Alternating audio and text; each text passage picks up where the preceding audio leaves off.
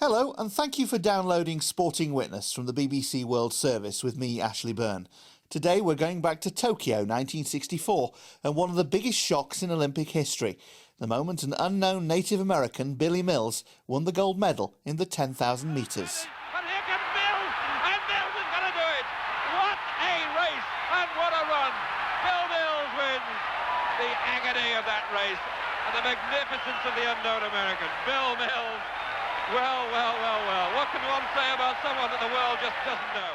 Came into the race. It was a culmination of a life's work for the 26-year-old Native American, but for the world of sport, it came as a complete surprise. I felt the tape break across my chest. A Japanese official came up to me, and his words were, "Who are you? Who are you?" And I go, "Oh my God, did I miscount the laps? Do I have one more lap to go?" He said, "Finished." Billy's journey to Tokyo 1964 had begun in the late 1940s as a young boy living in poverty on the Pine Ridge Indian Reservation in South Dakota. It was there his father would say something which would guide him through his life. Find your dream. It's the pursuit of a dream that'll heal a broken soul.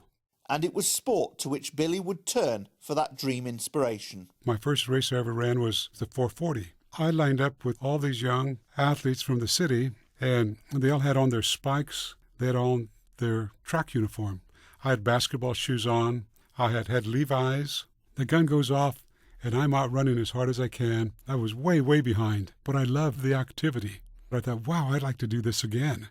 And you were encouraged to really develop your running skills, weren't you? Yeah. When I went to high school, and Tony Coffin, the track coach, he was like a second father. He started taking my times, and he would compare them as we got into the track season. I was probably one of the few young Native American kids in the United States who was actually comparing his or her performances on a national level. Times are not fast today, but I came out of high school with the fourth fastest mile in the nation, and unofficially the second fastest 2-mile in the nation. So I knew that I was good. He won an athletic scholarship to attend the University of Kansas and was named All-American cross-country runner 3 times.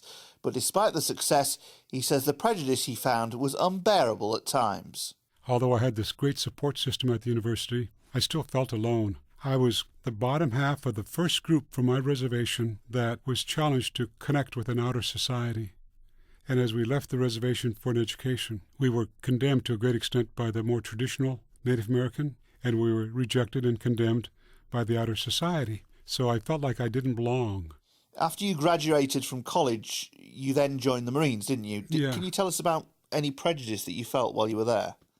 It was not so much people in the Marine Corps, it was society around us.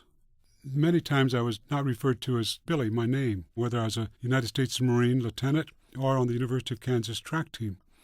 It was the Indian. We were a novelty. We were a sports team's mascot. We were romantic. And I'm in conflict because there was nothing romantic about the hard times and the poverty I grew up in. But with the odds stacked against him, Billy Mills still managed to win a place in the US Olympics team to go to Tokyo in 1964. But the 10,000 metres was not the only event for which he received a call-up. I ran my A standard if I made the team in the 10,000 to go to Tokyo. About 10 days, I believe, after making the team in the marathon.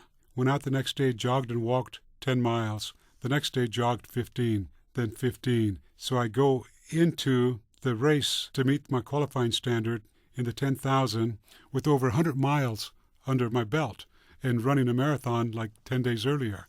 And even though Billy had managed to achieve that, he was ranked as an outsider when the team got to Tokyo. The Olympic movement, incorporating 118 national Olympic committees, has now bridged every ocean.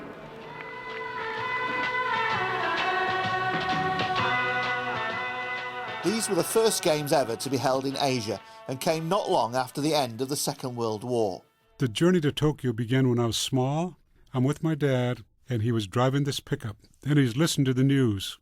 And he says, "My God, we made a big mistake."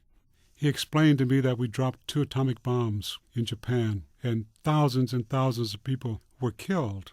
And there could be many more dying from later what I grew to understand as the radiation. Ultimately, 250,000 people died. Despite the potential for conflict and controversy, Billy says he saw none of it from his Japanese hosts. I'd never met a country where almost everybody was honoring themselves to bring honor to their country. I fell in love with the people, yet knowing 20 years earlier we were at war.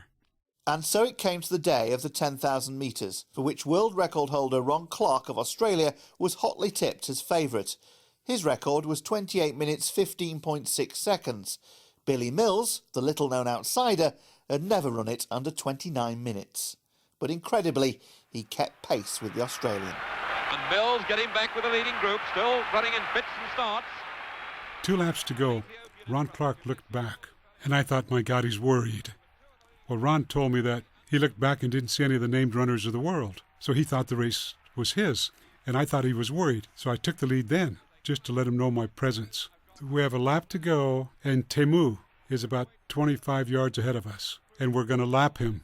I move on Clark's shoulder, so I started to box Ron in, and he nudged me and he wanted out. So I picked up the pace to get slightly ahead of him. He picked up the pace and wouldn't let me get ahead of him. Comparatively unknown. Bill Mills, a real shock. The pace was extremely fast for me, and I'm hanging on, but I'd practiced for almost 4 years running as efficiently as I could to allow me to run as fast as I could. So I'd back off just a fraction so I wouldn't tie up, but try to move my legs faster, and I could stay with him. It's really beginning to boil now. What's going to happen? It's Mills America making the move. Mills America comes up. Mills leads then. It's Clarke in second place, the Tunisian third. And I remember 55 meters to go, this thought that was so powerful. I may never be this close again. That was so powerful, I knew I would never be that close to a gold medal again. The unknown American, Bill Mills, came into the race as number 2 and finishes as the world's number 1. 28 minutes, 24 seconds, a new Olympic record, and only 9 seconds outside the world. I choreographed it, I orchestrated it, and I look up and saw my name there. Instantly at that moment I felt this moment was a gift to me. On the victory stand, Avery Brundage puts the gold medal around my neck. He said something to me like, I've been watching the games for over 50 years, and I've never seen an American respond to pressure like you did today. And that was such a warm, powerful feeling because I knew that moment was a gift. Billy might have gone into that race little known, but that victory certainly gave him some fame, which he felt honour bound to put to good use. Winning the race, it changed people's perspective of Native Americans. What changed my life was the near 60,000 miles of running from a young boy on. It was the journey, not the destination, that empowered me personally. It challenged me to give back. So I started giving back in different ways. The inspiration other people gave to me, I wanted to pass it on to a younger generation. So we did the movie Running Brave, starred Robbie Benson as Billy, Pat Hingle as the coach, my college coach. If there's one thing you'd take away from your experience, what would it be? What sport did to me, it brought me to the center stage of the world.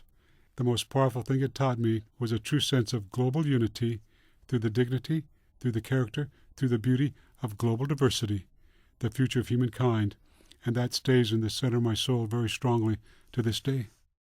Billy Mills remembering his surprise gold medal win in the 10,000 metres at the 1964 Tokyo Olympic Games.